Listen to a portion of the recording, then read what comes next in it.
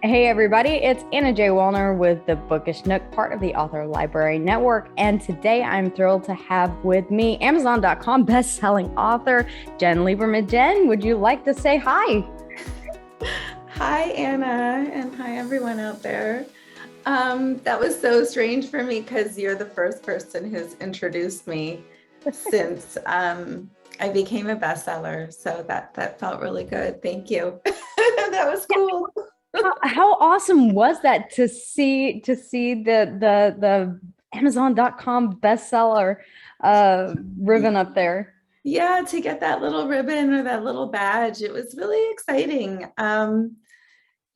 Because with self-published authors, it's a completely different beast than Oh yeah. traditional publishing. And I don't think people realize how much competition really is out there unless they're in the game, you know? Right. Yeah. Right. So for us, a lot of people say, oh, Amazon.com bestseller. And you're like, no, you don't understand. On Amazon.com, it's a far different marketplace than any other Amazon dot, insert last two letters here. So because everyone is on Amazon.com, but maybe not necessarily Amazon dot, Australia or India or another marketplace like that. So Yeah. there's a lot of competition out there, and so congratulations on that Thank you. achievement. Thank you so much. Yeah, it's nice. And the book that we're talking about, I see in the background, is a beautiful cover. It's called Thank Year of the What, and there's a really interesting story behind the title. So I know everyone asks you about it, but it really is so interesting. It started out as something entirely different. Yeah. So, and it didn't even start out as a book. So the beginning of the Right. story, the piece began as a one-woman show. I'm an actress and a writer and a filmmaker. And when I first moved to LA, somebody suggested that I write myself a one-woman show as a vehicle to show that, number one, I can perform and perform different characters and stuff because I played all the roles, and that I could write a piece that's, funny and heartfelt and, that kind of takes the audience through, a roller coaster. So that's what I did. So to show And that range of yeah, of acting abilities with yeah. different And I parts. kind of joke that, like, when you're a young artist starting out, a lot of times you're a victim of what people pick you to do. You don't Right. necessarily like get to shine in the roles that you'd be great at because you don't have enough experience to be considered for them.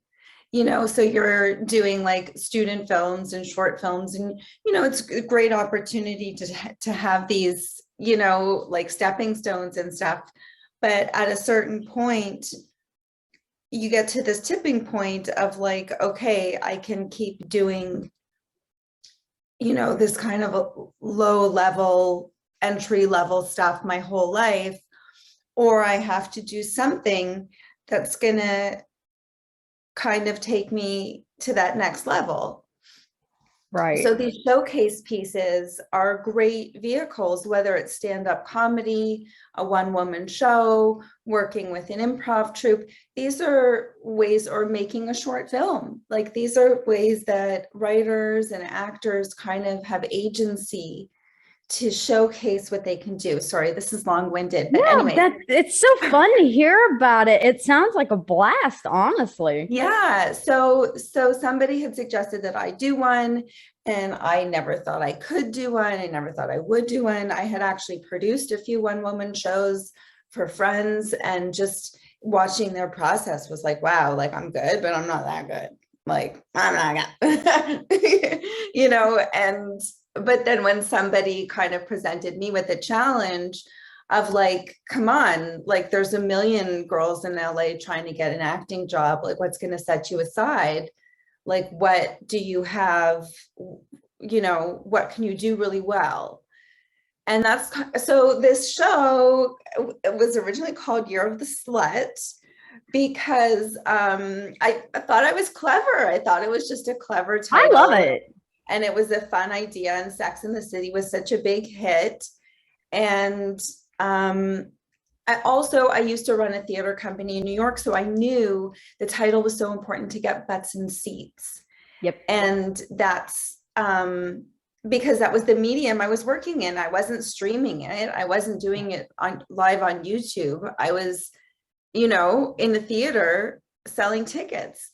Right. So, And a title that grabs attention, grabs and attracts people to come to see what is this show about, because it's I mean, exactly. Year of the Slut. I mean, that sounds intriguing. I got to know more. Yes, exactly. And it's the title itself is kind of a joke. So I did the one woman show, and I, like in La La Land, nobody really came. Like people from my acting class came, and my mom came, and things like that, but nobody from the industry who I intended the show to be a showcase for really showed Right. up. But I realized, I was like, okay, but I'm pretty good at this. Like this, it's a funny show. People enjoyed it. I get to play all these crazy characters and I'm having a lot of fun. Like, let's keep going. And I got into a festival in New York and I won the Audience Choice Award.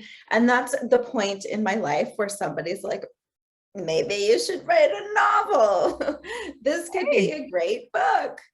So that started a many year journey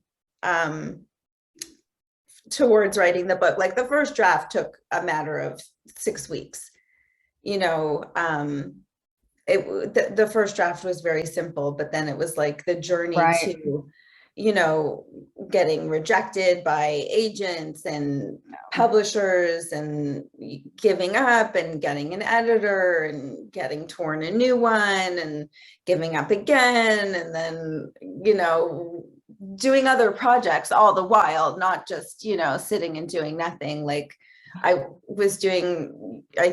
I did a one woman show in Australia, and I did a web series and a bunch of short films. I had other things that I was doing, but and then and then finally in 2018 I put out the book and I self-published it, and a friend just convinced me, just get to the finish line. If you never sell a copy, if you never sell a copy, like, don't worry about it. That's not the reason you're doing this. Like, you're doing it just for yourself, to be like, I started this book and I spent all these years on it and now it's done. No, that is absolutely what, sometimes you just have to kick yourself into putting it out there, and then from there it is what it is. But you put out the book, and now 10 books later, it's not so scary anymore. It gets to that point where it's not so scary anymore, just like it is for you to be on stage or to be in front of the camera. It's not as daunting anymore. It kind of takes that fear away once you get that first book out. Well, and not just that, it's like anything in life. The more you do it, it's like muscle memory. It's the more you become comfortable and proficient with it, and the more it becomes part of your life. When it's something you've never done before, of course there's going to be trepidation. And so anyway, I put it out in 2018 and it like crashed and burned because the word slut in the title was considered too offensive to get approved for any ads on Amazon, Facebook, Instagram. So I was kind of dead in the water. Like, sure, I can reach my friends group. That's not what I need the Facebook ads for. I need them to reach, thousands of people I don't know. Oh man, that must have been hard to have to change the name. So a colleague of mine suggested, about a year in, when I didn't have any luck with anything, she suggested, like, why don't you retitle it? And I was just like, no, I can't, because the title is what got butts in seats. Like, the title is why it won an award. The title is why it was successful. And there might be some truth to that, but a great title doesn't make a great show or a great book. So I was like, okay, I have to give myself some credit. And so it took me a few months to like settle with the idea, and finally I did. And yeah, and then tossed a bunch of ideas around, and then just simply came up with Year of the What, which I like you it would think though. would be an easy one to come up with. But it took a couple months of back and forth. Yeah. Yeah, and the theater industry and the entertainment industry and the book industry are entirely different animals as far as marketing goes. And you're right, it's very difficult whenever you have a word in there that just automatically dings every ad Yeah. service. Well, and that's the thing, because I had no problem buying ads like in the Village Voice in New York, like, Uh-huh. and I think that's the other thing too, like knowing your audience, like somebody who is in New York City for the weekend or lives in New York, they would be more inclined to go see a show called Year of the Sled. Right. Would somebody in Iowa be as inclined to see the same show? You may be surprised. Whether they are or not, I don't think is the issue. Whether they would or would not go is the issue. Right. Whether they would be intrigued or interested and want to see it, but something like that in New York is like an attention grabber. People would be like, oh, I got to see this show. And the book actually, it does take place in New York, and it follows a group of women. Dana, who is fresh from heartbreak and on a mission. Overall, it's a romantic comedy, would you say? Yes, it's totally a romantic comedy, and like it crosses a few genres because it's definitely a Sure. coming of age piece. Like people have described it as a cross between Sex and the City and 50 Shades of Grey. And it doesn't have any of the BDSM stuff from 50 Right. Shades, but it is about a young, naive woman who's not sexually assured of herself.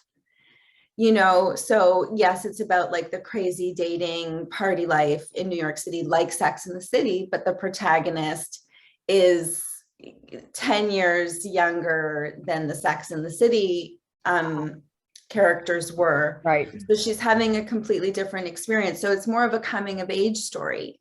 So it's coming of age, it's rom-com, but it's not the type of rom-com where she ends up with the guy at the end, and it's not one guy that's being pursued, Throughout the book. like the overreaching love interest. So it doesn't, it's interesting actually, because one of the reviews I got early on, all it did was like list why it didn't fit into any specific genre.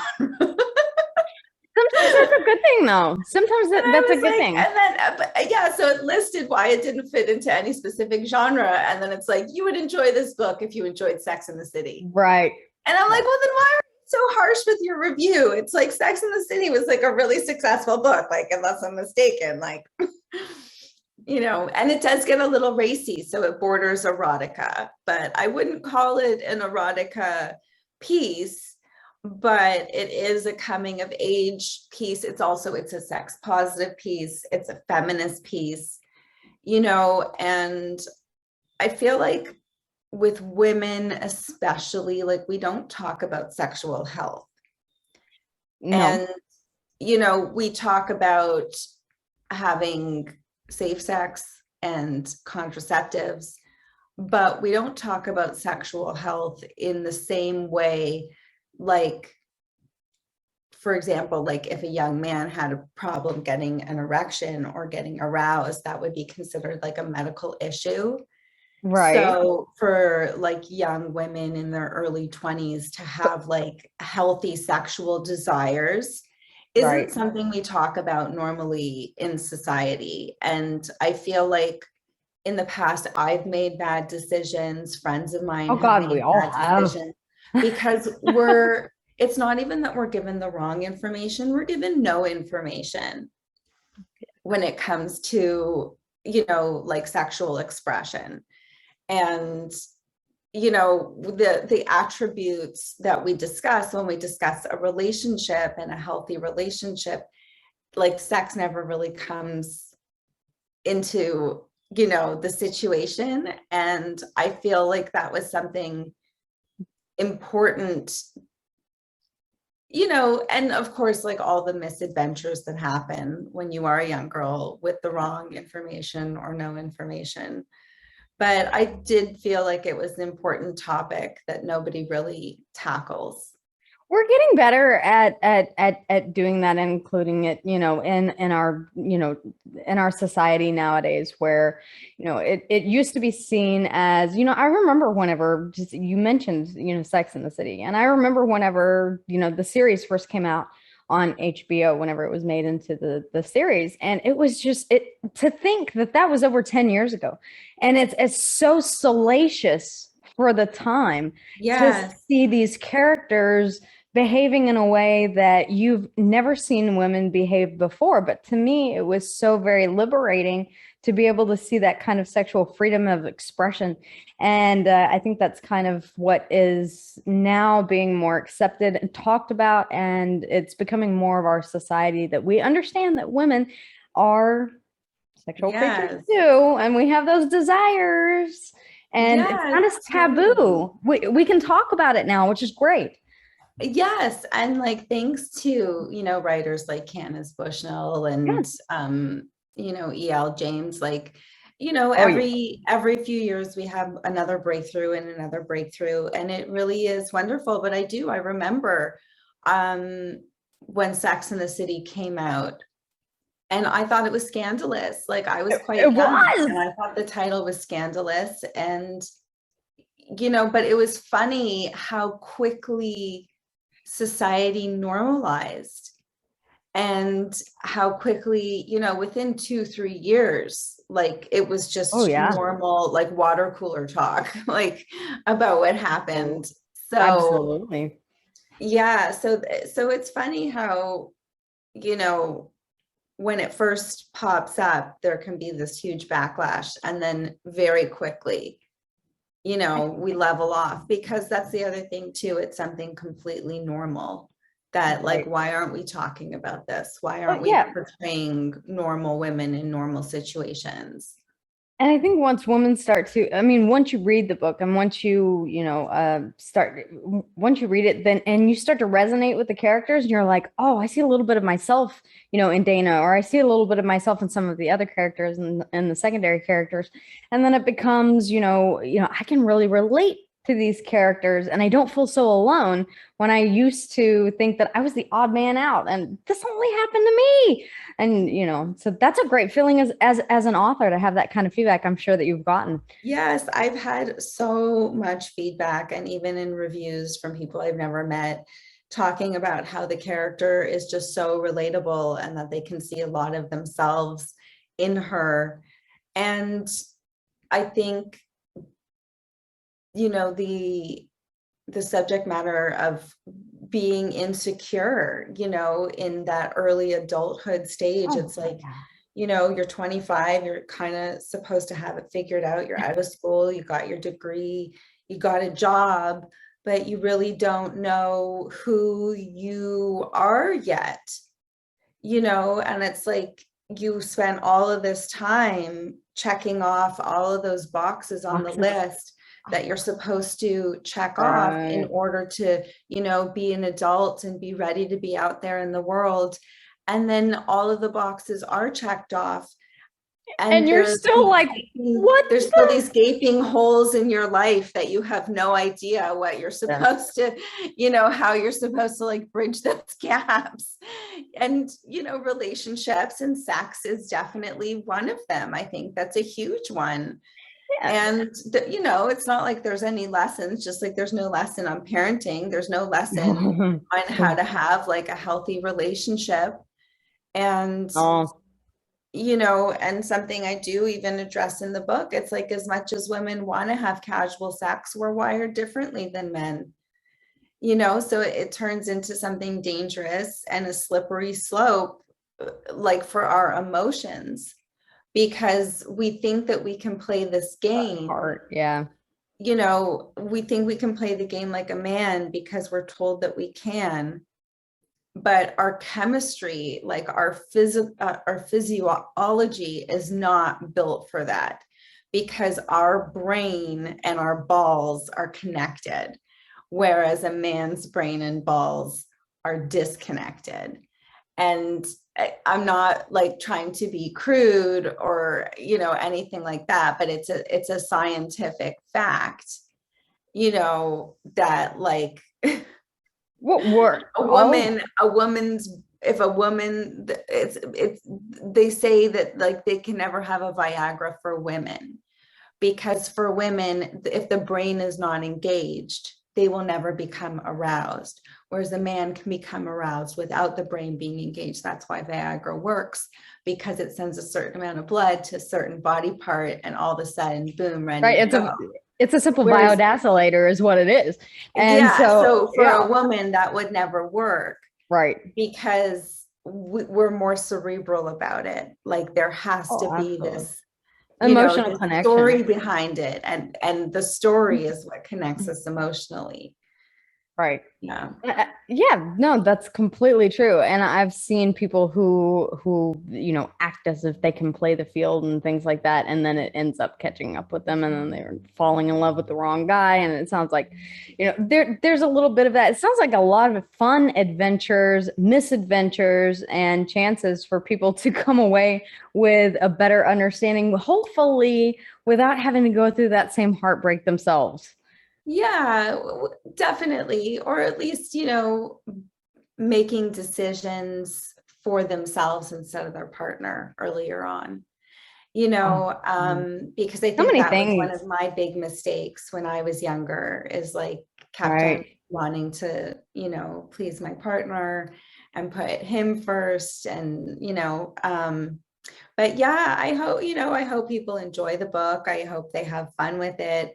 It's a little bit of a cautionary tale depending on your age, if you're Uh, like True. getting into college or just getting out of college, it can be the type of book that can make you think twice before you know, jump into certain situations. We always have those moments when we look back on our 20s where we just, oh, what was I Yeah. thinking? Yeah, and the guys. But if you look back at that, it's all a learning Well, process. that's the whole thing. Like, sometimes I'll be talking to a friend from high school, and I left the town I grew up in when I was 20. And, it's funny how people will just assume that the people from high school are just the same, like 20 years later or something. And for me, I try to be so like open, because it's like, wow, like if people are still judging me based on how I behaved at 16 years Oh old, God. like that's kind of a horrifying thought. Like even the way that, even before 25, like even before 30, like, Oh, ugh. yeah. I was still getting my shit together. I think I'm still getting my shit together, and I'm 40. So, I think you really never stop growing and learning about yourself interpersonally from a psychological standpoint, Definitely. what your likes and dislikes are, what your boundaries are, and that all comes with experience. And sometimes it's Totally. not necessarily fun experiences, but they're experiences nonetheless. So I love that you incorporated that into your book, and it sounds amazing. Yeah, it's been lots of fun. Like it was a fun journey.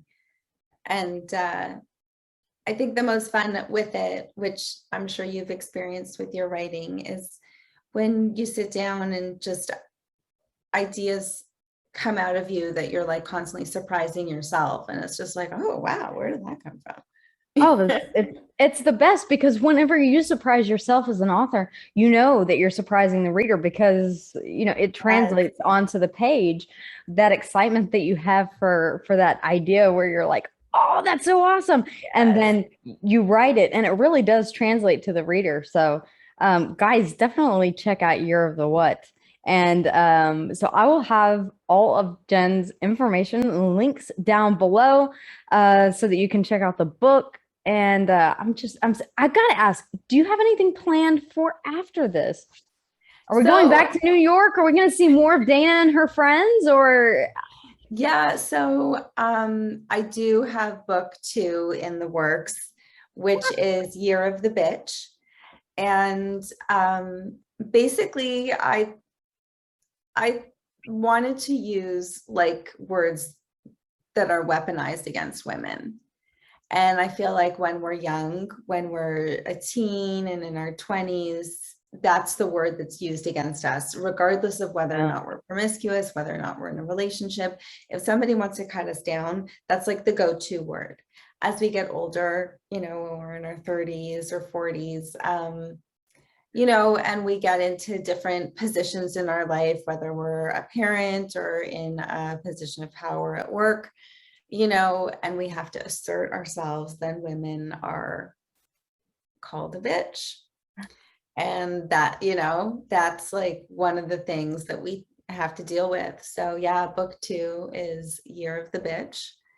And it's does follow Dana, and now she's at a point in her life where she is more assertive and more hopefully assertive, and her life, she's in a totally different place in her life. She's not in the entertainment business anymore. And yeah, and a little bit more growth. yeah, and that's the thing. And she has to like own being that powerful person who has to take charge, who has to make hard decisions, regardless of whether or not she wanted to be. Right. All about accepting the things that you can't change and making the best of the bad situation. Yeah. So, well, definitely been there too. So it sounds like that readers will get more if you have loved and been waiting for a follow-up to Year of the What, that it will be coming sometime soon. So make sure to keep an eye out for that. And whenever it releases, definitely come back on and let's talk about it. Great. Thank you so much, Anna. I Thank appreciate it. you. Thank you for being on today. Everybody, if you haven't already, make sure that you go ahead and subscribe to the channel so that you don't miss out on more great upcoming content, and definitely check out this book. Until next time, stay safe, stay healthy, and we'll see you again soon. Bye, Jen. Bye.